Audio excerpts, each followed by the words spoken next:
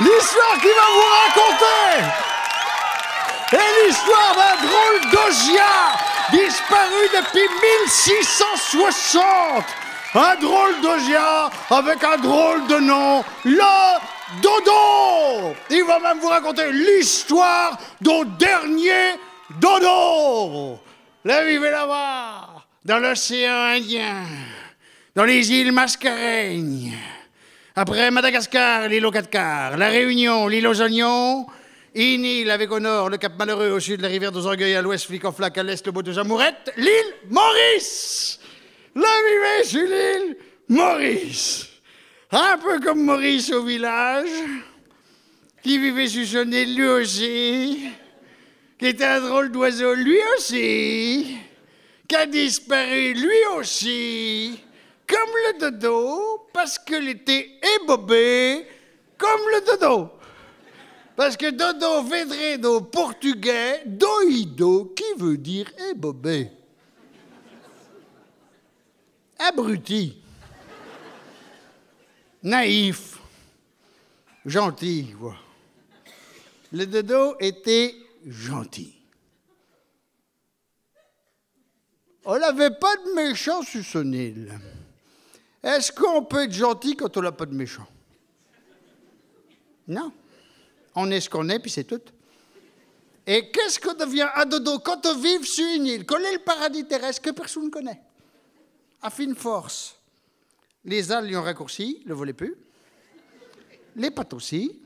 Ce qui fait que quand le courait, le se mettait en boule, on l'y portait au cœur, donc le courait pas, le piété.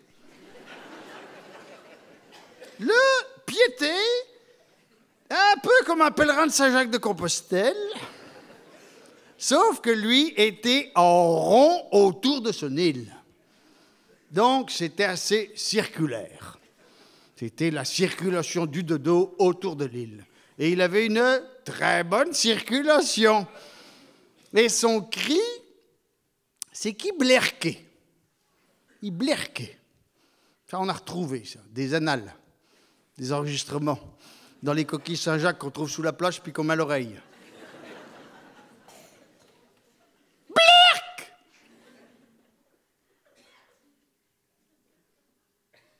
Blerk! Ça, c'est la femelle quand elle appelle le mâle. Un peu comme le maire à Maurice, quand elle l'appelle, quand il est dans la cave à Dédé. Maurice! Maurice! C'est son cri au dodo qu'on a retrouvé dans les enregistrements des coquilles Saint-Jacques, de son pèlerinage, pendant qu'il circulait.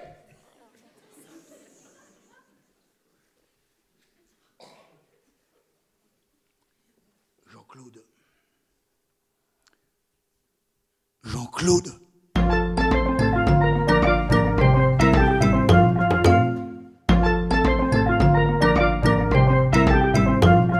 Avant le massacre.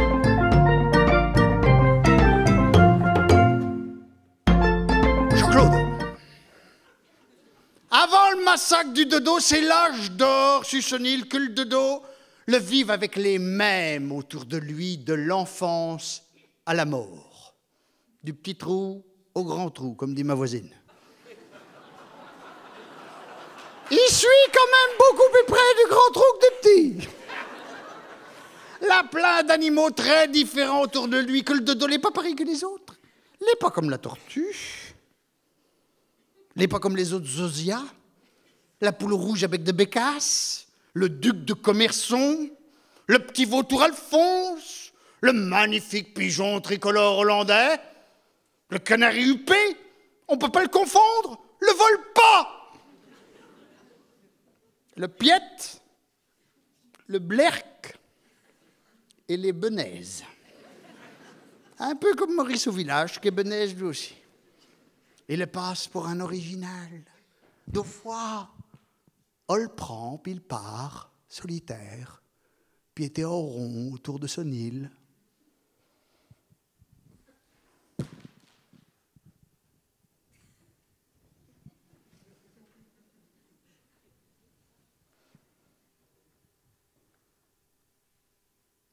Puis il regarde les autres oiseaux voler. Puis il n'a pas envie de faire pareil. Il n'a pas de regret.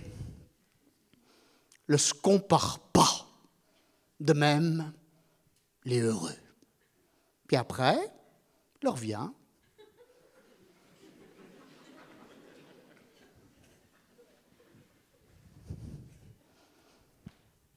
Puis il raconte son île à tous les petits dodos rapilotés autour de lui. Le dit nom aux arbres, aux animaux. Le dit le monde est un genre de chaman, de griot. Il est très bien vu à cause de ça. On ne le sait pas, c'est ça. On ne peut pas imaginer aujourd'hui la réputation que le dodo avait sur l'île Maurice. Les autres animaux le trouvaient beau. Nos critères ont énormément changé aujourd'hui. Parce qu'on ne peut pas nier qu'il avait une drôle d'allure.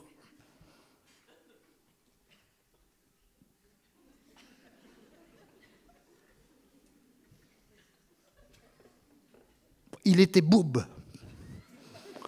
Un peu comme un retraité de l'agriculture après 20 ans de banquet aux anciens d'Algérie. Puis il n'avait pas de plumes. Il n'avait pas de plumes. Il en avait juste quelques-unes au bout des moignons d'ailes. Puis il n'en avait pas sur la tête. Donc quand on mouillait, on coulait. Un peu comme Maurice quand il passe sa casquette puis qu'on y coule jusque dans la règle d'au-dessus. Un drôle de gia qui ne volait pas, qui ne savait pas courir. Et quand elle se mettait à courir, elle se mettait en boule. Et puis il roulait. Un peu comme Maurice quand il sort de la cave à Dédé, il roule. Parce qu'avant, elle a pas mal piété dans la cave à Dédé. Dans la cave à Dédé brochue. Peut-être les derniers endroits où on piète d'ailleurs. Parce qu'en campagne, le monde piétait en pu. En campagne, le monde piétait en pu. Le piétant en pu. Hein? En campagne, le piéton. Non, le piéton en pu. Le prenant le tracteur, l'auto pour faire n'importe qui. La femme à Dédé a piétré.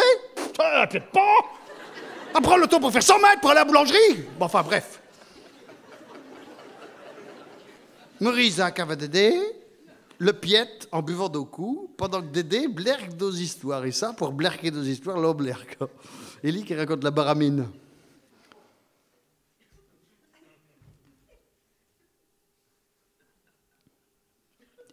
Il était avec ma baramine. Il a essayé de l'enfoncer. Pas moyen. La terre était à cache. Mais être trop dur, il dit non, de là de bon là. Il va y en mettre une petaille. Ah ben mince, il est tapé trop fort. Ah ben il est parti. Ah ben qu'elle est rendue. Il rentre à la maison. Il allume la télévision. Qu'est-ce qu'il voit aux informations? Une catastrophe. De l'autre côté,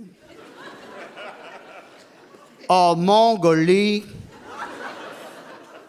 une baramine à vitesse supersonique quand est sortie d'un tas de paille. Mais heureusement qu'elle n'a pas eu de pied sec, elle a dit la femme à Dédé. Bref, l'île du dodo, un paradis terrestre pour l'amour et la benaiserie. Et le dodo, pas une oiseau, mais une oisif. Comme Maurice au village. Une oisif. Travaille pas. Dit comme ça, ne sert pas à grand-chose, le regarde les autres oiseaux voler. Il dit, on n'est pas de la chaussette à Boons. Dans sa famille, il faut dire qu'elle avait résisté au travail depuis des générations. L'avion, la vocation.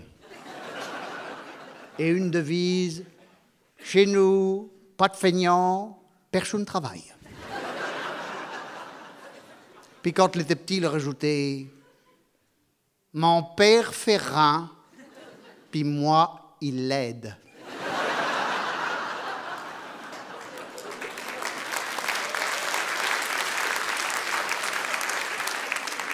Le passe pour un ébobé, un illuminé, mais ça, on l'arrange, ça. Oh, Maurice, t'as pas volé le Saint-Esprit? Il est bédo défaut, mais il suis pas un voleur. Et le leur déclame le sermon sur la montagne. Et je sais pas pour de mézézés, de mangeries, de boiries, puis de hardes pour vos piats. À regarder les osias dans le ciao. Salomon, dans sa grandeur, a jamais eu d'aussi belle harde. Et pourtant, l'ossement sans rein, le métier en rein, le rapilotant pas de biais dans les guerneuils. De qui que vous avez pour? Valez-vous pas mu qu'entru? Et votre père d'aux étoiles, les abeuches, l'udune de cas, chola capour, te crie qu'elle vivra plus vieux? Lancement sans rein, le métier en rein, le rapilotant pas de biais dans les guerneuils. C'est beau ça. Il est pas mal ce patoisan, ce japiou, cette star rurale. C'est juste beaucoup trop local. Ça pourrait pas se jouer à Paris, ça. Pas assez universel. Ah, si ma mère était là, ça lui plairait, ça. Si ma mère était là, ça la ferait rire. C'est son monde, c'est sa langue. Ignoti nulla cupido. Mais là, dans la banlieue de Poitiers, le métier en rein, le rapilotant pas de biais dans les guerneuils. Et pourtant, Salomon, dans sa grandeur, a jamais eu d'aussi belle harde. Pas de souci de ravitaillement sur l'île du Dodo, que c'est beaucoup mieux que dans le Cotentin en hiver, qu'on se croirait dans la Pologne d'avant la chute du mur, rapport à la neige. Maurice, lui, les produits frais, c'est Agrigel qui les livre. Même que le camion était dans les congères un matin. Le surgelé, que le gel a bloqué, c'est ballot. On trouve de tout sur l'île du Dodo. C'est un genre libre-service, un genre buffet à volonté, comme chez les Chinois, sauf que là, tout est frais, puis il n'y a pas de rats. Parce que les rats sont arrivés sur l'île Maurice des années après dans les bateaux des envahisseurs. Bon, remarquez, chez les Chinois, il n'y a pas toujours de rats. Au moins, quand il y en a, on les mange. Si ça gagne pas, ça débarrasse. Comme il dit Maurice, pas de rats, pas de gars, pas de chat, pas de gars. Ah, il mange de tout, le Dodo. Il mange des graines, des fruits, des petits enchés. Des enchés, des vers de terre, pour les protéines, parce qu'il en faut. Il n'est pas végétarien, il est très bien élevé, il mange de tout. Comme les poules à Maurice. Un mangeur des petits enchés aussi, puis des lumas. Parce que les escargots, la bave de luma, ça guérit de l'angine. Puis ça donne un très bon goût aux œufs, parce que Maurice, il aime beaucoup ça, les œufs à la coque. Alors que le Dodo, lui, il préfère les graines de tambe à la coque. C'est un arbre qui donne une graine avec une grosse coque que le Dodo l'avale. Puis quand c'est la récolte de ça, c'est la fête. C'est un rituel très important pour eux. Et ils invitent tout le monde, les voisins, les cousins, même les cousins d'Amérique. Même le dindon d'Amérique. Puis dans le grand Dodo piéteur qui se met au mi-temps avec tous les petits autour. Puis il le fait semblant d'avaler une grosse graine qui est trop grosse pour lui. Puis il s'engoue, puis il est... Puis à un moment donné, il est obligé de cracher la graine qui est pleine de bave. Puis il y a tous les petits dodos qui jettent en dessus, puis qui avalent ça, puis qui font des crottes pleines de graines que ça repousse les arbres. Tombe à la coque à la fin, qu'il se casse et qu'il repousse. Puis après, ils se mettent tous à danser. La tête du dindon, le pauvre moribond. La tête du tournesol. Alors, sa maman, ça c'est complètement faux. Ça c'est un livre de Gilles Clément qui s'appelle Le Dodo et le Dindon, mais c'est une affabulation scientifique. En fait, comme il n'y avait plus de dodo sur l'île, il n'y avait plus de tombe à la coque, on aurait fait venir un animal piéteur d'Amérique, un dindon, pour avaler les graines de tombe à la coque, puis les faire germer, puis sauver l'arbre. C'est beau, hein? Tout le monde a envie d'y croire à cette histoire. Mais c'est faux. Comment? Tu veux que il ferme ma goule?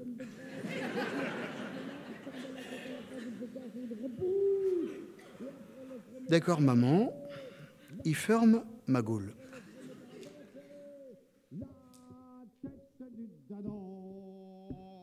Le pauvre moribond, la tête lui tourne, son esprit s'embrouille. Oh, le bec s'arrêtera, une belle graine, oh, le bec s'arrêtera, une belle graine se mangera. Hey! Il te mange la couenne. Les amours du dodo. Ah, pas de souci pour trouver une femelle, le dodo, là, juste à faire broumer ses ailes, là. Mais que pendant la période des chaleurs. Et le dodo, il n'est pas comme l'humain, qui a de la chaleur n'importe quand. Le dodo, il a de la chaleur à des périodes précises, des périodes rituelles. Et il entre en chaleur comme on entre au couvent. Et là, il fait broumer ses ailes. Et la seule fois que lui les utilise. Puis la femelle, elle aime ça, c'est la parade amoureuse. Oula. Puis la femelle a choisi le mâle qui lui va, puis après, le s'accouplant. Comment que le faisant? Très peu de documents écrits. Sans doute dans le noir. On éteignait la lumière sur l'île et on ne rallumait pas pendant toute la période des chaleurs. Parce que le dodo avait de la pudeur. Et qu'est-ce qu'on sait de la position? Sans doute comme le geot qui geôle la poule. Mais en plus malin pour le geot, parce que le geot est malin. Le geot est ficelle. Le geot est ficelle. Ma poule! Oh, ma poule! T'as vu là? Lolo. Il y a un petit taché là, ma poule. Les pour toi. Mais 2 fois, on n'a même pas de petit taché. Mais la poule, elle se penche quand même. Et paf! Le lageole! En tout cas, c'était pas la position du missionnaire, parce qu'en général, quand le missionnaire arrive sur une île, c'est pas bon signe. Alors Maurice, lui, le missionnaire, l'a épuisé sur les sièges BZ de l'air 12, dans les balapetos. Ah, le faisait broumer ses ailes, oula.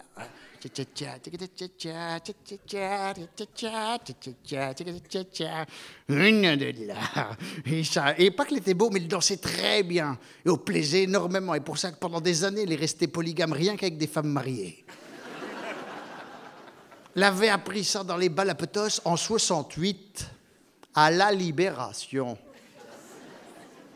À cette époque, t'es passé au remis les autos, t'avais plus de monde dans les sièges BZ que sur le parquet de balle en train de danser. Puis t'es passé, puis t'entendais « Oh, Monique, fais-me voir ta belle boyaille. Oh oui !» Puis le lendemain, quand les vieux avions défait le parquet de balle, n'avaient tellement de pilules de tomber dans l'herbe que quand les vaches sont mises à brouter ça, la moitié de troupeau a avorté le lendemain. Bref, la femelle dodo a pond ses œufs sur la route, puis le rajoutant nos brindilles autour pour délimiter puis montrer que c'est un nid. Mais pas un nid de poule. Parce qu'il n'y a pas de véhicule, même si c'est sur la route. Parce que forcément, si c'était comme chez nous, puis qu'il y avait des véhicules, puis que c'était sur la route, mais forcément, les enfants, quand ils naissent sur la route, ils ne survivent pas. C'est pour ça qu'il y a eu une mortalité pendant très longtemps très élevée. Parce que les enfants, quand on les fait naître sur la route, ils meurent très vite. Puis comment qu'on les a fiés, les petits dodos?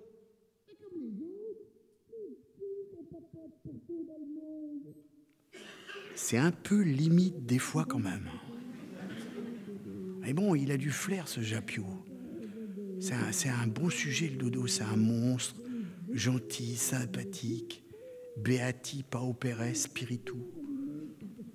Moi, à sa place, parce que ça manque un peu de littérature, de poésie, je rajouterais le texte de Buffon sur le dodo. Un corps massif, presque cubique, à peine soutenu sur 2 piliers très courts et très gros, surmonté d'une tête si extraordinaire qu'on la prendrait pour la fantaisie d'un peintre de grotesque.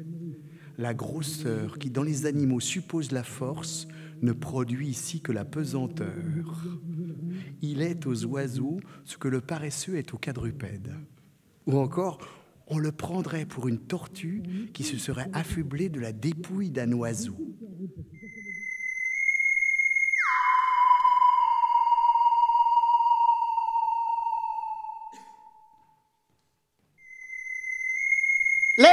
envahisseurs! Oh là était le début de la fin, quand les bateaux sont arrivés chargés de Hollandais, partis de leur pays parce qu'ils étaient trop petits, débarquant prêts à tout pour étendre leur espace vital. Au début, on est les Portugais qui sont arrivés. Ils ne sont pas restés. On aurait été les Portugais, on se serait pas mal passé. Parce que Maurice, qu'on a croisé pas mal, les trouve gentils. Portugais boit du vin blanc qui pique, qui mange de la morue. Portugais, c'est un gars au poil. C'est un gars au poil. Puis le dodo, dès qu'il en avait connu, il y avait des échanges culturels, il y avait des relations très bien. Même après, plus tard, quand il y a eu les visites des officiels, comme le général Mascarenhas, qui a donné son nom aux îles Mascarenhas, puis qui est venu faire l'inventaire de la population comme ils faisaient les généraux à l'époque.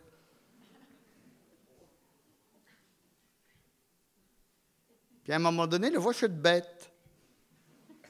H, H, H, oiseauche, rigoloche. Puis t'as l'autre qui se met à faire oh, Mascarenhas, oh, Mascarenhas. H, H, H, doido, doido, doido, ébobé. Un autre ébobé, maintenant quand même. On aurait été le Portugais, si on se trouve, le dodo n'aurait pas disparu. Mollet, le Hollandais qui est arrivé. Ça s'est pas passé pareil du tout. D'abord, Maurice n'aime pas le Hollandais. Quand le Hollandais arrive en vacances, en camping-car, à la Tranche-sur-Mer, l'emmène tout avec lui, mais tout. Là, le barbecue, tout, n'achète rien sur place, mais rien de rien. Mais on est très tolérant avec le Hollandais, très. Beaucoup plus qu'avec le Roumain. On dit le Roumain, ah vous en connaissez? On dit le Roumain ceci, le Roumain cela, le Roumain fait la manche dans le métro. Ah ben forcément, le Hollandais, il fait pas la manche dans le métro, il emmène son métro avec lui. Puis le dodo, il voulait l'accueillir comme le faisait avec les Portugais, parce que le dodo, il était gentil. Puis surtout, il voulait les faire rire à la descente du bateau pour les décontracter. Puis il avait les Hollandais autour de lui. Mais ne l'entendions pas. Ne l'entendions pas.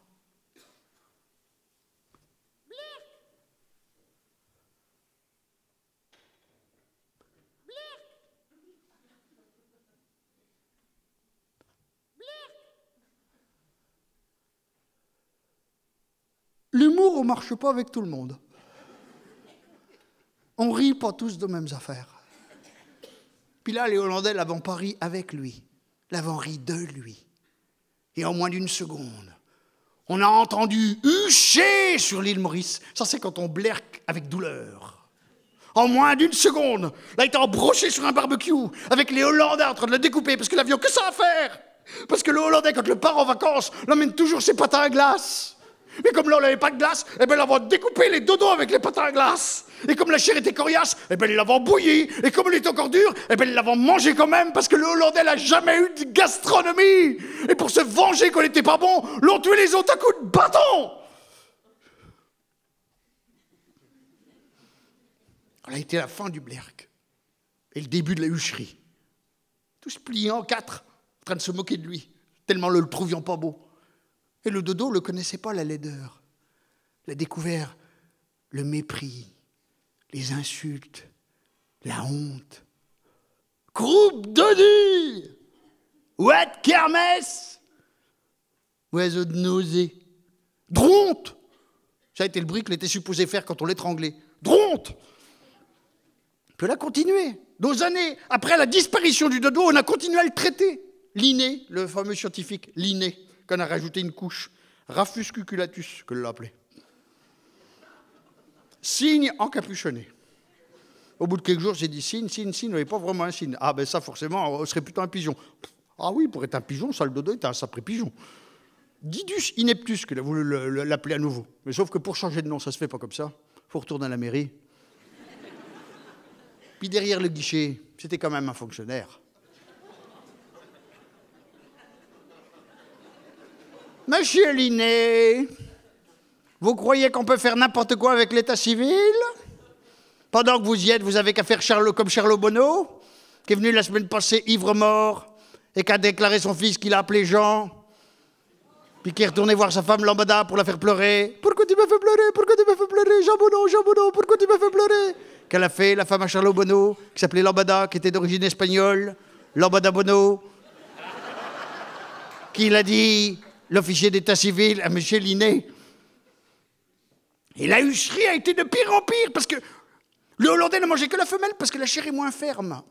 Mais le Hollandais est pragmatique. Et si on utilisait le jeune mâle, d'autant que le marin au long cours est comme l'ecclésiastique, comme le sportif de haut niveau, comme le politique d'envergure, il a une libido très importante.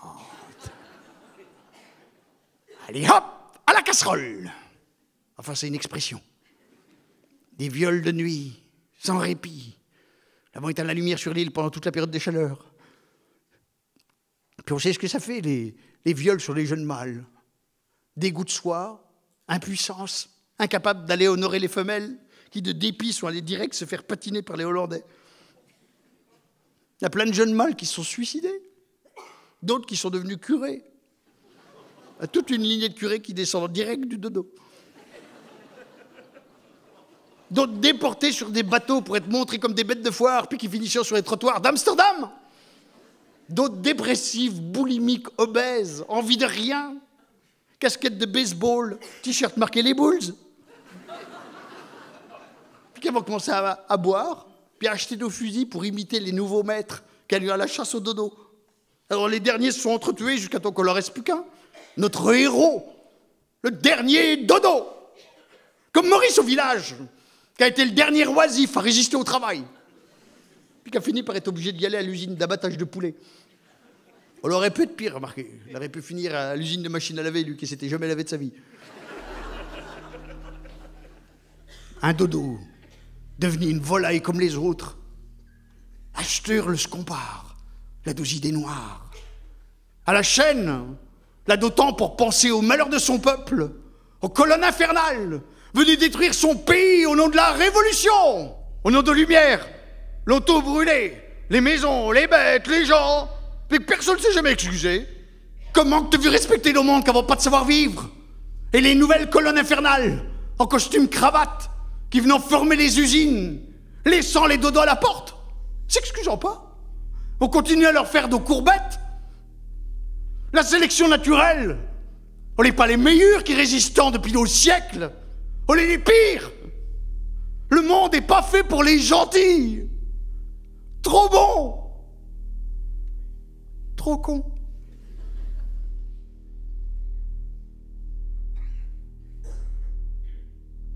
Qui veut savoir misère? Qui veut savoir misère?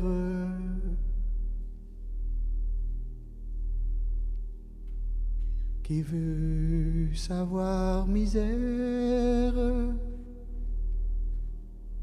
Qui veut savoir misère?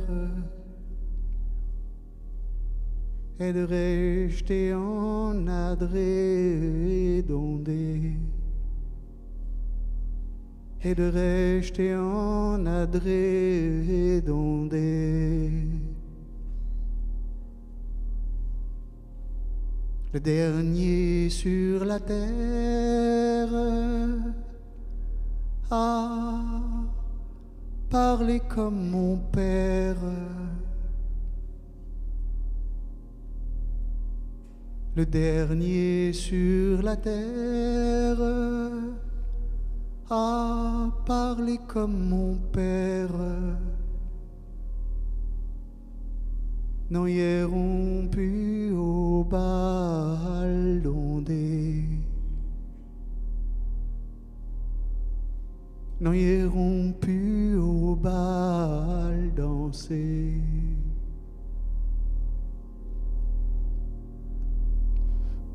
Maurice ne pensait peut-être pas large, mais il pensait tout seul. Il n'avait peut-être pas un gros sac d'instructions, mais ce que le savait, le transmettait. Quand on n'a plus personne pour dire le nom d'aux arbres, nos animaux, les arbres, quand on les nomme plus, on les rase. Puis quand on est le dernier à penser de même, on n'a plus qu'à crever. Comme le dernier dodo, enchaîné à fond de cale dans son bateau en direction de l'Europe, se raccrochant à son rêve de revenir sur son île d'au bon temps. Mais quand il a compris que son temps était fini, il a arrêté de manger, il a arrêté de boire. Ça, Maurice n'a jamais réussi à faire. Puis la mélancolie l'a empougné. Et il est mort de mélancolie. Comme Maurice au village qui n'a pas duré longtemps. Même plus de boucher dans le bourg. Obligé d'aller au supermarché comme les autres. Même plus personne pour parler sa langue. Mais le dernier dodo, quand il a compris que son temps était fini dans son bateau, il a arrêté de manger, il a arrêté de boire. Ça, Maurice n'a jamais réussi à le faire. Puis la mélancolie l'a empougné. Puis il est mort de mélancolie. Comme Maurice, qui n'a pas duré longtemps non plus. Même plus de boucher dans le bourg, obligé d'aller chez Leclerc, avec les Hollandais. Même plus parler sa langue. Non! Ça, c'est pas possible, ça. Le monde est méchant, je suis une victime, je disparais. Et de même que là, c'est comme ça que c'est, on ne peut rien échanger, la fatalité, non. Et maintenant, la pidalerie, la plainte sur la mort du patois. Mais qu'est-ce que vous avez fait pour le défendre, pour le faire grandir, pour en faire une langue fière? Il y a le monde entier à sauver. Et chacun pleure son petit jardin du passé. C'est bien plus simple d'être une victime. Faire pleurer dans les chaumières, c'est facile. Mais donner envie aux gens de se redresser, d'oser être ce qu'ils sont, oser être ce que nous sommes. Vous voyez, M. Jappiot, c'est peut-être ça notre responsabilité quand on raconte des histoires, de ne pas céder à la fatalité, au fatum, notre rôle. Je suis désolé de m'immiscer dans votre soirée, de casser l'ambiance. Et je crois que quand on n'est pas d'accord, il faut le dire. Il faut prendre la parole. Surtout quand on n'est pas d'accord avec soi-même. Parce que c'est un très beau personnage, M. Jappiot. C'est typique, truculent, drôle. Sauf qu'il y a toujours un moment donné, avec le régionalisme, ça vire toujours au réac, surtout quand ça vient de Vendée. Non, je crois que, d'abord, vous avez sans doute autre chose à faire dans votre soirée que de vous lamenter. Vous voyez, M. Jappiot, ici, un soir de Saint-Valentin, les gens, ils n'ont pas envie de se lamenter, ils ont juste envie d'espérer. Parce que vous avez des personnages formidables, formidables. Maurice, le dodo, ce sont des personnages formidables. Pourquoi les faire disparaître? En les faisant disparaître, vous en faites des vaincus de l'histoire. Et ça, on en a assez. On est là pour autre chose. Moi, je ferai le spectacle, et je pourrais le faire. Je raconterai l'histoire complètement différemment. Parce que Maurice, le dodo, Maurice, par exemple, on pourrait en faire un personnage de légende. Parce que d'habitude, les oisifs, dans l'histoire, il n'y a que les rentiers, les aristocrates qui ont droit, ou qui se donnent le droit à l'oisiveté. Hein, comme disait Rivarol, c'est à l'ennui d'un peuple d'oisifs qu'on doit les améliorations des arts et de la culture. Eh bien, Maurice deviendrait un personnage de légende en étant le promoteur de l'oisiveté. On ferait une histoire qui commencerait par « Au temps du temps, Maurice vivait dans un monde où on ne pensait qu'au travail. C'était même la seule manière de penser. On oubliait toute espérance en y entrant dans ce monde. Lasciate ogni speranza voi che entrate. L'enfer. Et en enfer, c'est le diable qui donne les ordres. Mais lui, Maurice, il ne voulait pas travailler, pas comme ça, pas pour subir, pas pour souffrir. Il voulait rester libre. Une vie d'émerveillement, pas de torture. Mais un matin, le diable le repéra et lui ordonna un ouvrage impossible à faire. Tu vas aller ramasser des œufs de coq dans un nid, en haut d'un arbre, sans branches, sur une île, sans eau. D'accord. Et Maurice part en rêvassant, il arrive sur l'île, c'est beau, il se couche dans l'herbe et il regarde les oiseaux voler. En enfer, c'est la fille du diable qui nourrit les ouvriers. Et à midi, elle arrive avec son panier et elle le regarde effaré. « Mais tu ne travailles pas !» Et lui répond « Moi, je ne travaille pas. Moi, je ne travaille pas, je suis un oisif. Je suis un oisif. Et elle craque. Vous voyez, dans la pire des dictatures, il y a toujours une faille. Il y a toujours un talon d'Achille, il y a toujours un cœur à prendre. Et elle sourit, lui fait brumer ses ailes. Ensemble, ils roulent dans l'herbe et ils se jardinent. Ils regardent le ciel chacun à leur tour. Elle chante avec les oiseaux et ils s'envolent tous les deux. Et puis, elle lui dit « Je vais t'aider. » D'accord. Et elle l'emmène au pied de l'arbre sans branche, puis elle lui dit « Voilà ce qui va se passer. Tu vas me découper en morceaux. Tu vas me jeter dans le chaudron, tu vas me faire bouilloter. Mes os, tu les empileras. Ce sera mon petit doigt de pied, mon rikiki, qui ira chercher des œufs dans le nid. Puis après, tu me remettras dans le chaudron. » Elle lui dit « Mais moi, je ne peux pas faire ça. Mais moi, je ne veux pas faire ça. » Alors elle, en hurlant, elle se jette dans le chaudron et elle bouillotte. Et lui, il pleure. Puis il se reprend. Il empile les os un à un. Et c'est son petit doigt de pied, son rikiki, qui va chercher les œufs dans le nid. Alors les œufs dévalent jusqu'à Maurice, qui les met de côté. Puis il prend les os de la jeune fille, les jette dans le chaudron et elle bouillotte à nouveau. Et à ce moment-là, il s'aperçoit qu'il a oublié le petit doigt de pied dans le nid. Alors il l'appelle. « Oh, Rikiki, reviens !» Et l'os lui répond « Moi, je ne travaille pas. Moi, je ne travaille pas. Je suis un oisif. Je suis un oisif. » Et aussitôt la fille du diable réapparaît, mais sans Rikiki. Alors lui, Maurice, il va porter les œufs au diable, qui lui fait « Oh, tu es très fort! Tu as le droit de choisir une de mes filles. Tu veux la choisir par la tête ou par les pieds ?» Par les pieds. Et quand les trois filles du diable se présentent à lui dans le noir, il tâte pour trouver celle sans Rikiki. « C'est celle-là que je veux. C'est celle-là que t'auras !» Et dès qu'elle est là, à côté de lui, elle lui dit « Vite, il va se venger. Il faut que tu ailles dans l'écurie. Va choisir un cheval. Prends pas le plus beau. Prends le cheval courteau, le cheval pâteau. » D'accord. Et d'abord, dans l'écurie, il voit deux magnifiques étalons. C'est difficile de résister à la société de consommation. La mort dans l'âme. Il finit par choisir l'horrible saucisse à pâte à côté. Le cheval courteau, pâteau, inutile, mou. Et il saute en selle, splouch. Il met sa dulcinée en croupe et titi-clop, titi-clop, titi-clop. Le cheval s'agite, il ne va pas très vite.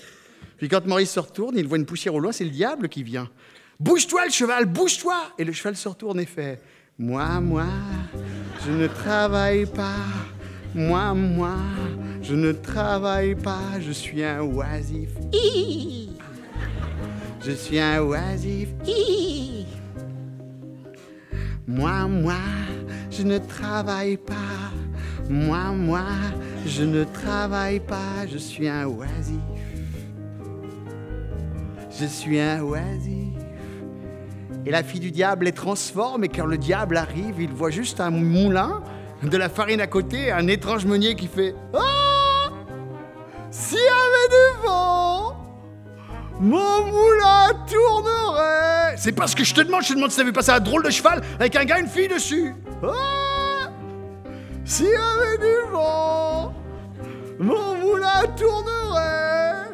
Et il ferait de la farine. Ah, c'est parce que je te demande. Et bobé. Et le diable s'enfuit. Alors la fille les transforme à nouveau et titi-clop, titi-clop, titi-clop. D'un pas tranquille, le cheval passe la palisse, la haie qu'il a séparée de nous. Et depuis, ils circulent tous les deux, de tête en tête, de cœur en cœur, amoureux. Et lui regarde les oiseaux voler. Il a juste un petit souci, c'est qu'il n'a pas cotisé pour la retraite. Ça ne devrait pas s'arranger sur la fin de ses jours. Heureusement, il s'est marié avec une femme beaucoup plus jeune que lui.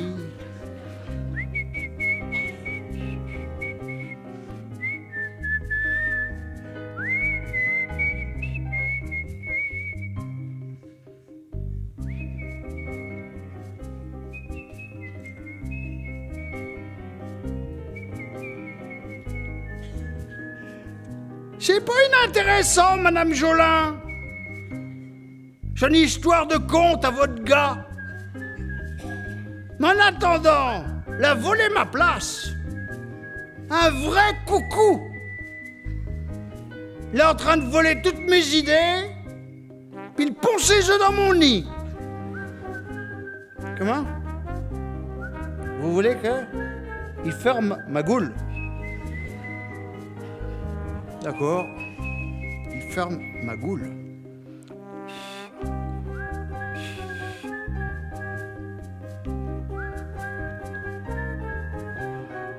Vous voyez, Maurice est devenu un géant.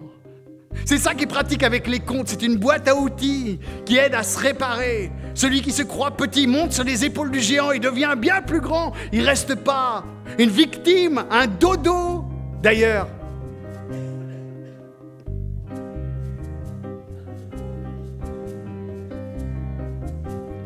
j'y sais. D'ailleurs, est-ce bien raisonnable de comparer Maurice au dodo? Non. Parce que nous, les humains, nous ne sommes pas des dodos. Nous, on pourrait résister. Pas lui. Nous, si on trouvait la société injuste, on pourrait se battre. Même si on ne le fait pas. Si le dodo, il avait eu le choix, il ne serait pas mort. D'ailleurs, est-ce qu'il est mort? Non, il ne peut pas mourir. C'est un symbole. Un monstre gentil, dans qui tout le monde se reconnaît. Et il traverse le temps pour donner espoir aux humbles, à ceux qui vivent au bord du monde. Si on l'écoutait parler aujourd'hui, il nous dirait que ce n'est pas parce qu'on est minoritaire qu'on doit disparaître, que ce ne sont pas toujours les plus forts qui gagnent. Il parlerait d'un monde où la différence est un atout, où l'inutile est une vertu. Mais pour le faire entendre aujourd'hui, il faudra en faire une star. Aujourd'hui, c'est la seule solution. Ça aurait pu commencer là. Un bec, une patte, dans la vitrine du musée d'Oxford. C'est tout ce qui reste du dodo retrouvé dans la mare aux songes, là-bas sur l'île Maurice. Un bec pour blerquer, une patte pour piéter. Et un homme regarde avec attention, il a un appareil photographique en bandoulière, c'est un drôle de type, un gaucher, avec des migraines ophtalmiques terribles. Si dyslexique que pour lui la vie n'est réelle que quand il passe de l'autre côté du miroir, quand il raconte des histoires. Charles Dodgson. Vous le connaissez sans doute plus sous le nom de Lewis Carroll. Et là, il est dans un canot, sur un étang de la ville d'Oxford, un dimanche après-midi. Il fait très très beau. Et il raconte à deux petites filles, l'une d'elles s'appelle Alice. C'est elle qui va donner le nom au personnage principal. Et là, il raconte le moment où Alice est en train de se noyer dans ses larmes. Et l'eau est salée, et là, il y a le dodo. Il est là, le dodo. Il est en train de nager aux côtés d'Alice. Il l'encourage, il la rassure. Ils vont vers la berge. Ils sortent, ils retrouvent les autres animaux, ruisselants, grelottants. Et hop, le dodo, il invente aussitôt une course pour se sécher. La Caucus Race. La course la plus désorganisée du monde. Une course en cercle, sans cercle. Chacun part d'où il veut, court comme il veut, arrive quand il veut. En général, tout le monde s'arrête au bout d'une demi-heure quand il est bien sec. Et chaque candidat remporte un cadeau. C'est une course sans vainqueur. Ça, c'est l'esprit dodo. Le dodo est différent. Il propose une autre manière de vivre. Toujours dans la course, mais pas avec les autres. Avec soi-même. Et là, moi, je ferai le spectacle. Le dodo apparaîtrait. Ça donnerait de la densité. Parce qu'aujourd'hui, dans notre monde, on ne peut plus faire une icône planétaire juste avec des mots. Il faut des images. C'est comme en religion. Il faut voir pour croire. Il faut des reliques.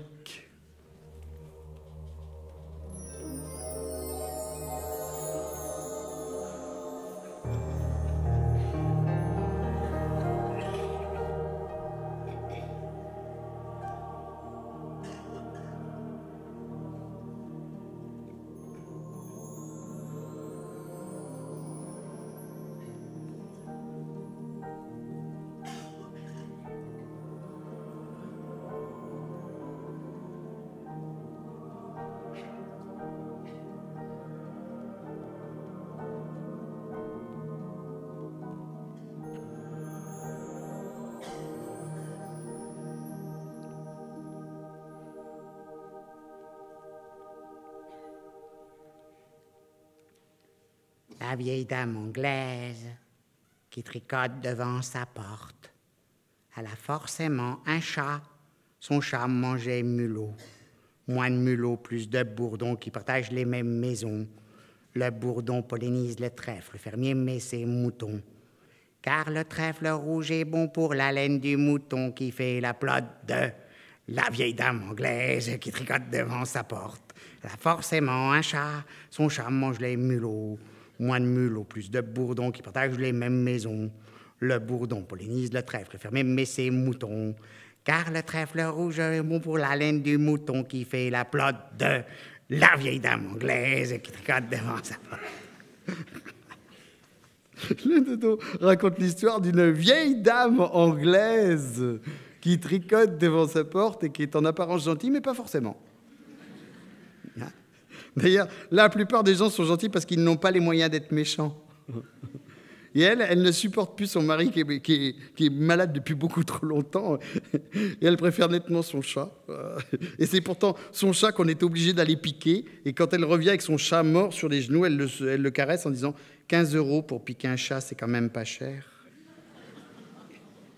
Si on pouvait faire la même chose pour mon mari. » Et elle n'a pas tort. Parce que dans cette chaîne écologique, ce qui est important, ce n'est pas le mari, c'est le chat. Hey, s'il n'y a plus de chat, il y a plus de mulots. S'il y a plus de mulots, il y a moins de bourdons. S'il y a moins de bourdons, il n'y a plus de trèfle. S'il n'y a plus de trèfle, il n'y a plus de moutons. S'il n'y a plus de moutons, il n'y a plus de laine. S'il n'y a plus de laine, il n'y a plus de tricot. S'il n'y a plus de tricot, il n'y a plus de fil d'art. Voilà. Comment? Vous voulez inviter le dodo à une conférence sur la diversité culturelle à propos du Québec? Le Québécois est un dodo qui a survécu. Un dodo debout. Un dodo qui se bat. Abandonné sur son île de neige. Seul avec les wapitis. Il a défendu sa différence. Comme un grain de blé ancien, oublié sur une terre gâtée. Car nous sommes tous des grains de blé. Avant, chaque grain semé dans un champ différent donnait un épi différent, un humain différent. Aujourd'hui, tous gavés avec la même soupe pour que nous soyons tous stables, homogènes, manipulables.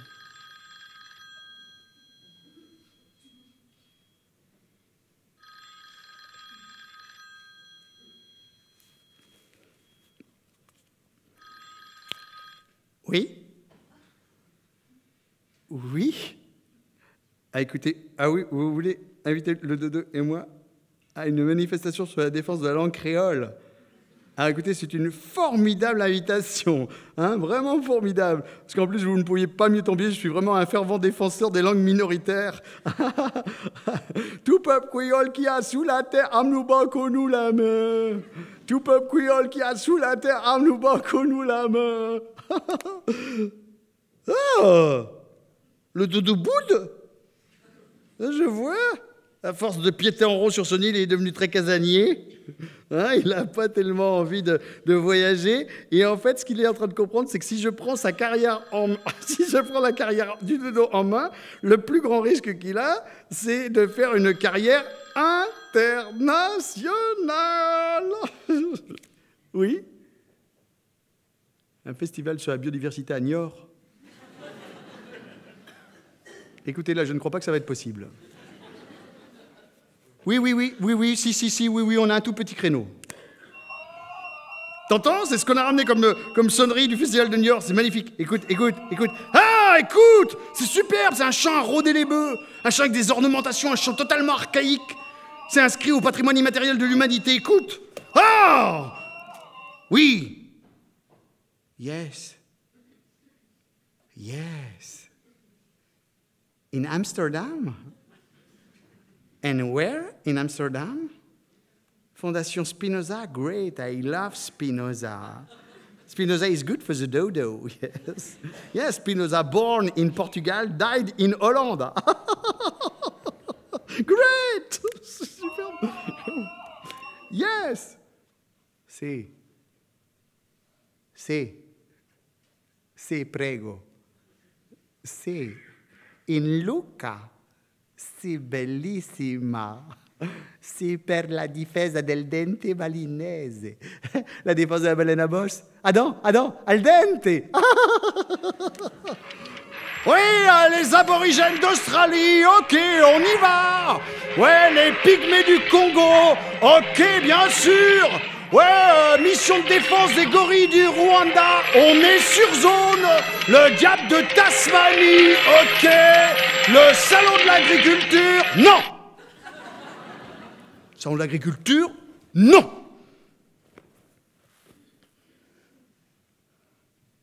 C'est-à-dire qu'à ce moment-là de l'histoire, je ferai le spectacle. À ce moment-là de l'histoire, on n'en serait plus là.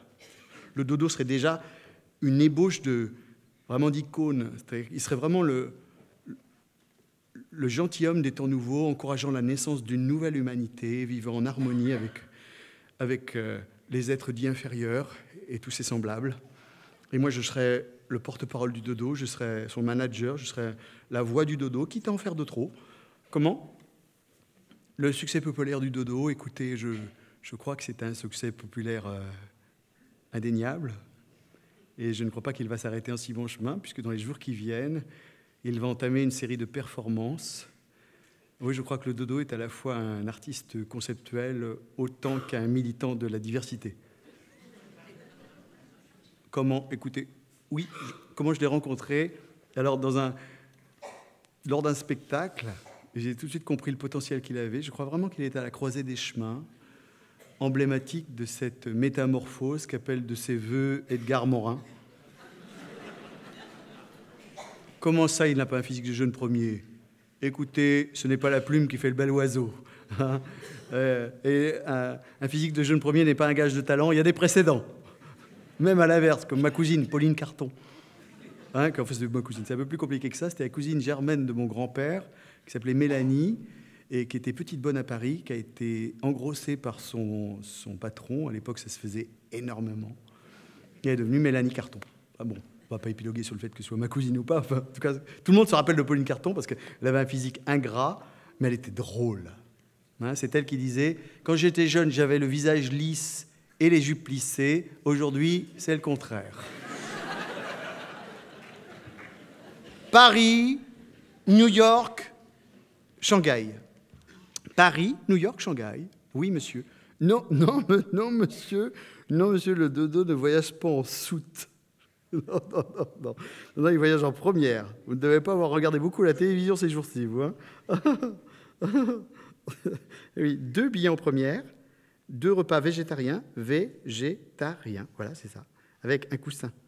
Pas en plume, le coussin. Pas en plume.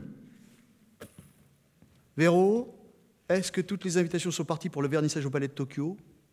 Non, parce que là, on va mettre le paquet. Non, comment ça ? On n'a pas reçu le sel ? Ça, c'est à goutte d'eau. Ça fait plus de 10 jours que c'est parti de la mer morte. Voilà, ils abusent. Et j'ai vu l'emplacement du dodo pour la performance, c'est pas terrible. On est en plein courant d'air. T'as vu la température ? On sort juste d'une bronchiolite. Paris, c'est pas Maurice. Par contre, j'ai vu les hologrammes d'Alice pour la Caucus Race. C'est génial. Avec la fontaine, ça fonctionne. Jérôme, pour le shipping de l'installation à New York, tout est OK ? Non, mais tu te débrouilles. La deadline, c'est pas tomorrow, c'est aujourd'hui. C'est la super job, Dodo. Tu dois être connu, être incontournable. Un personnage de TV, de l'oiseau de leur vie. Entrer dans les circuits, faire partie de leur nuit. Faut que tu te racontes, faut de l'émotion pour leur donner l'émoi qui va changer leur voix. Tu seras alors une icône, des ados, des ménagères, des vieux, des geeks et des bobos. Tu comprends ? Pour être écouté des riches, faut briller comme de l'or. Tu comprends ? Pour t'adresser aux grands, faut devenir leur égal. Quand t'es à leurs pieds, seuls leurs genoux entendent.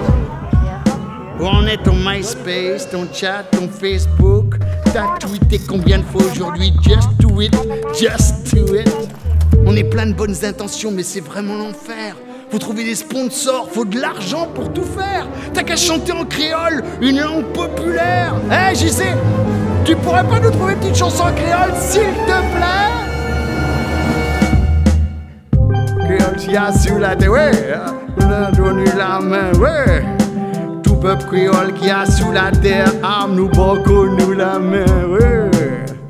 Ouais, parle en anglais pour montrer que t'es un homme du monde. Brothers and sisters, all among the world, I'm speaking to you.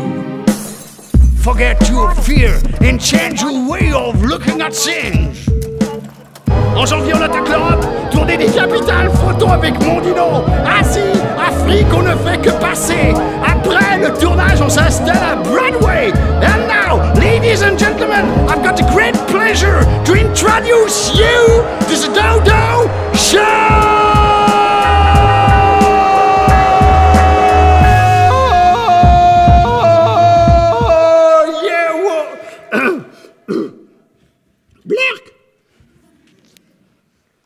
Oui, excusez-moi, j'ai très peu de temps. 2 questions maximum. Oui.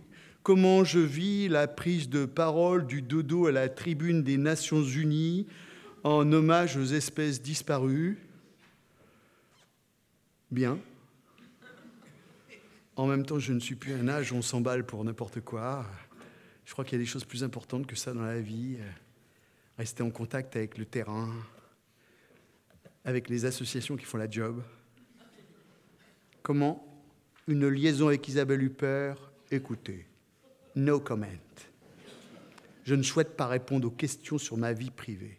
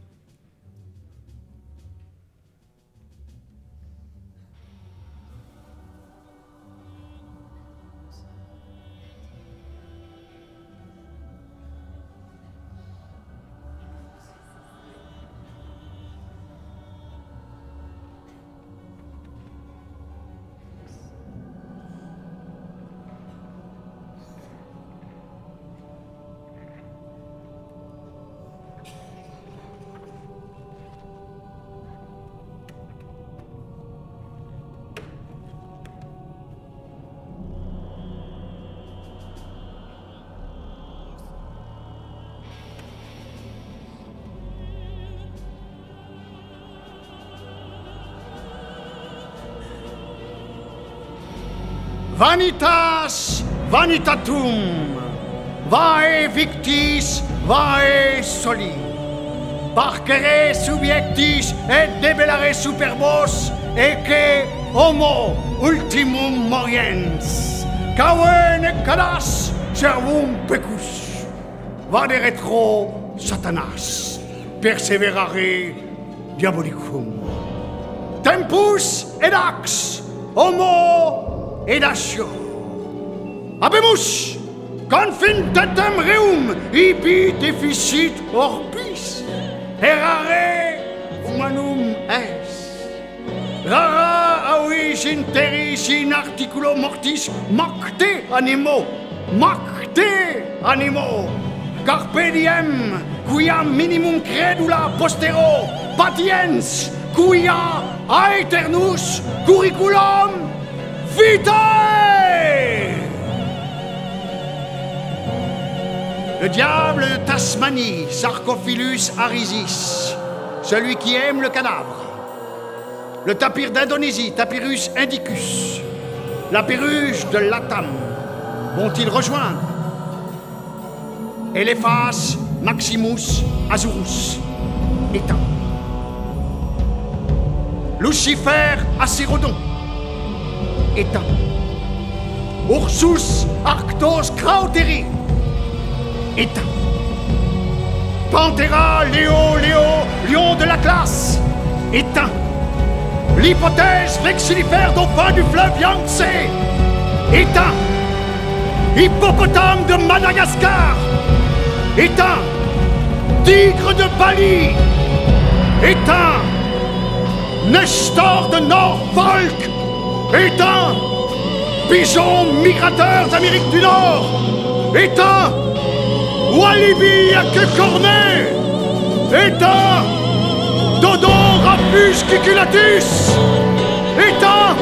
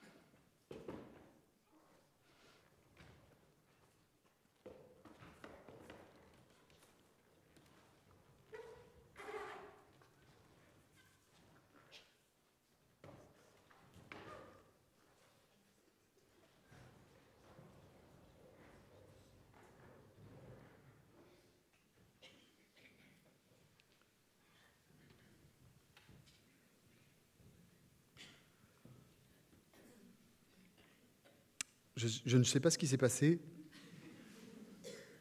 Le délire avec l'ONU, Isabelle Huppert. Excusez-moi.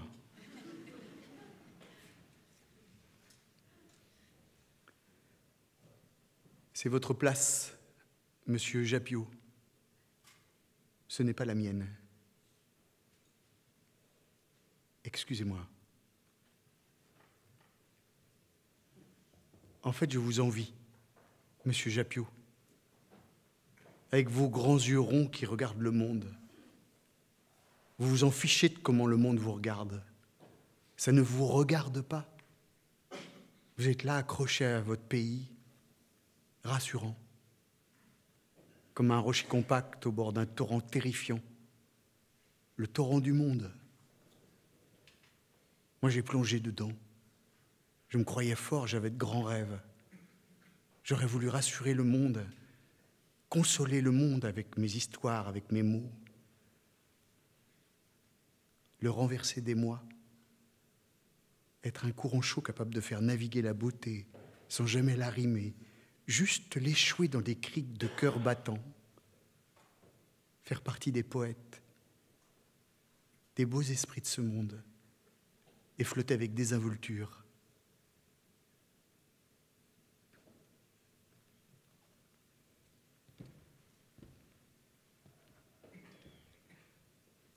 Je vous envie, monsieur Jappiot, mais vous m'avez tellement encombré. Quand je suis parti, j'ai tenté d'effacer toutes les traces de mes origines. J'aurais voulu naître ailleurs, naître en prince, ne pas aimer mes parents pour me bâtir autrement. Et plus je me cachais, plus cela clignotait au mi-temps de ma face de bouseux. Je me suis battu avec mes petits poings. J'ai boxé pour tenter d'exister au cœur du monde. Et voilà le résultat.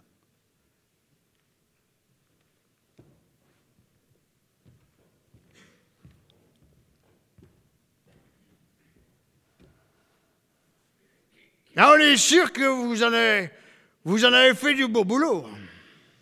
Et de la belle ouvrage. Vous avez vu dans quel état que vous m'avez mis le dodo? Déjà qu'il était mort. Ben là, les remords. Il vous est peut-être encombré. Mais vous, monsieur Jolin, vous m'avez vexé. Mais de toute façon, ils ne pourront pas nous passer l'un de l'autre. Moi, il racontait le dodo en hommage à Maurice. Moi, il n'est peut-être pas ça qu'il aurait dû raconter. Parce que Maurice, il avait deux idoles. Le dodo et Mohamed Ali, le boxeur. Le dodo, à cause de sa femme, qui était vue nue de là-bas, de l'île Maurice. Dans les années 70, il y a plein de femmes qui sont arrivées de l'île Maurice pour se marier là, avec de vieux gars dont personne ne voulait plus, de plaisants souvent. Elles sont arrivées pleines d'illusions de bounure. Maurice et sa Mauricette. On ne pouvait pas les écarter. Parce qu'en plus, on les voyait de loin. Il avait juste un pauvre petit Massey Ferguson pour aller faire les courses au Petit Leclerc. Elle se mettait sur le marchepied, comme elle était toute noire, on se voyait de loin. Puis je ne sais pas si elle a la moquerie, en tout cas elle a disparu vite. La mélancolie l'a empoignée. Puis elle est morte de mélancolie. Puis lui, Maurice, ne s'en est pas remis. Il a passé son temps au bistrot. Il a raconté tout le temps la même affaire. Il a raconté un match de boxe. Le match de boxe de Mohamed Ali contre George Foreman. Et ça, on faisait rire tout le monde. Il y avait tout le monde en train de plier en quatre autour de lui, comme des Hollandais. Le l'entendiant pas. Le l'entendiant pas. Moi, c'était ça que le disait. Le parler d'un dodo qui apprenait à se tenir debout, à se battre.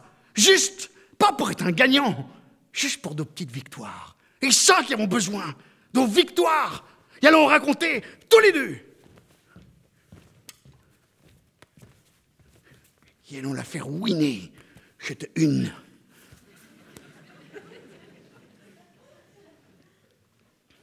« 30 octobre 74, Kinshasa, Zaïre. Pour la première fois dans l'histoire de l'humanité, du boxeur américain venant combattre sur le sol africain. Du boxeur noir américain. 100 000 personnes dans le stade. Combat à 3 heures du matin pour que l'Amérique puisse suivre le match à l'heure de la pub. Stade bâti au-dessus de geôles de Mobutu. Nado 100 qui jobre encore les marches de ciment. Olé l'Afrique qui paye 10 millions de dollars, un impôt que Mobutu a raflé à son peuple. Pour le prix, animation comprise. James Brown et plein de stars noires américaines débarquant dans la brousse. Événement mondial, Cassius Clay, Mohamed Ali contre George Foreman. D'un côté Foreman, le plus noir d'eux deux. Une apparence de géant tranquille. Mais pour derrière, un dragon qui buffe. La force incarnée. Quand le poc dans un sac, la terre tremble. Les dounés gagnants par tout le monde. Mais dans les yeux d'aux Africains, avec son chat et son chien berger allemand qui rappellent les colons belges, les lommes d'eau blanc. Les lommes d'eau blanc. 10 ans plus jeune qu'Ali. 40 combats, 37 KO avant le 3e round. Pour Ali, on est un pari insensé. Ali n'a pas gagné depuis tellement d'années. Mais en Afrique, on est Ali l'idole. Il est beaucoup plus qu'un boxeur. Il est, comme le dit la presse africaine, l'espoir de l'homme noir. Le chevalier nerf qui va combattre le dragon sur la terre d'aux ancêtres. Sa force, la parole. La parole. Ali l'Américain devait le contour de l'Afrique. Il me s'est battu avec une baleine. Il me s'est battu avec une alligator. Il a empougné une éloise.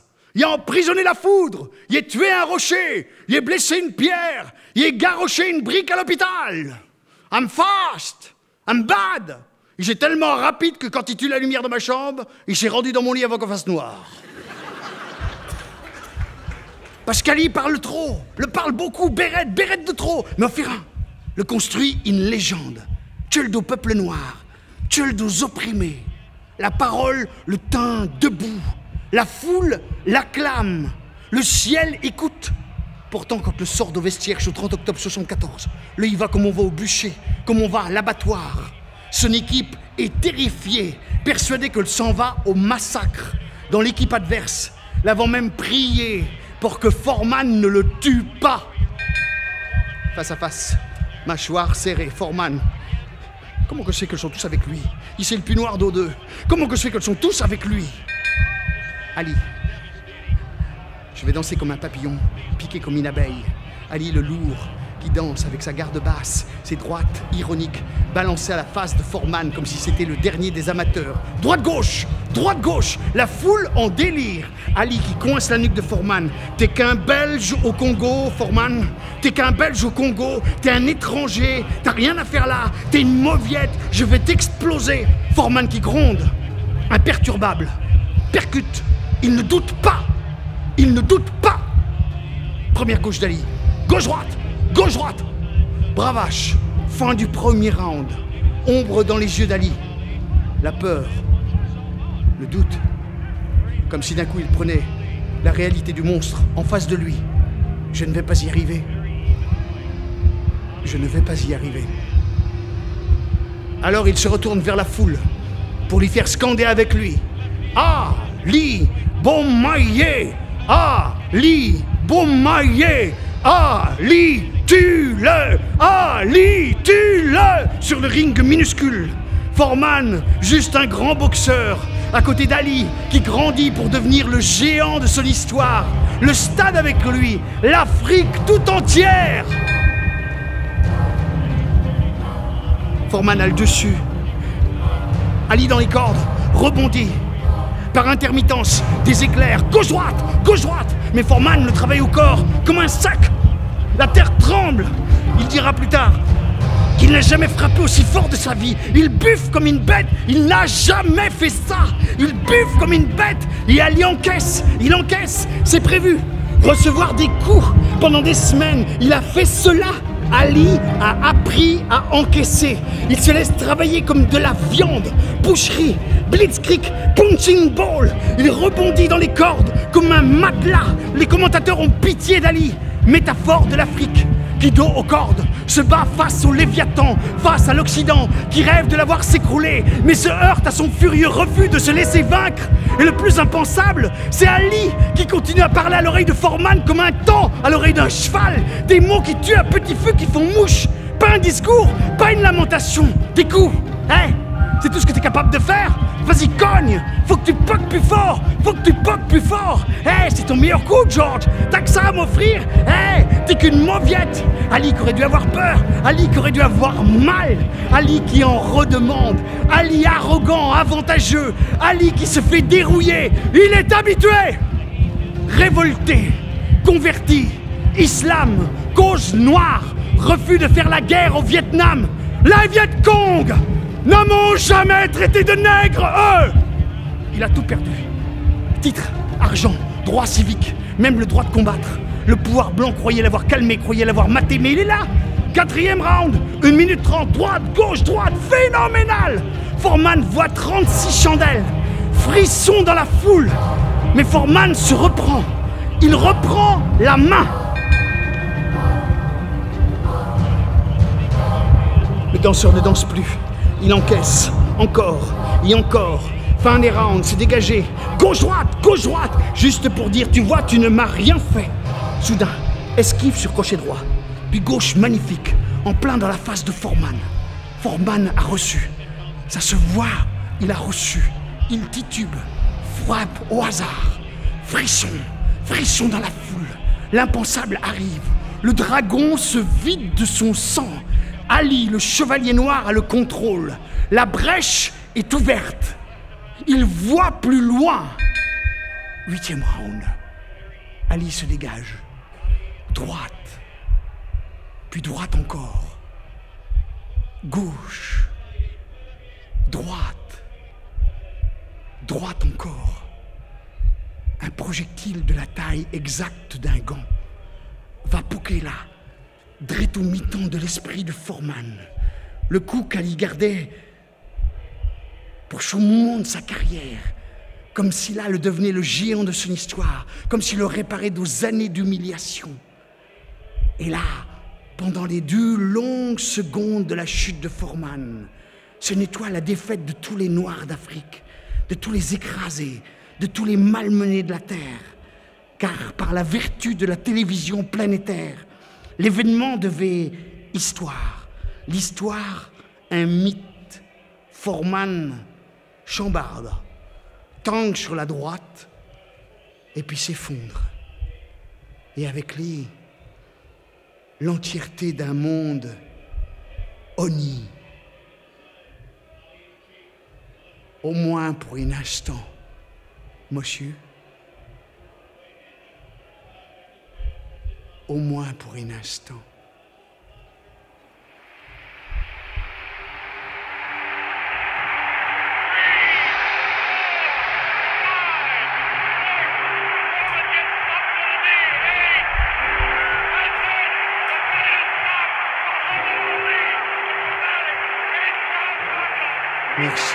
Claude.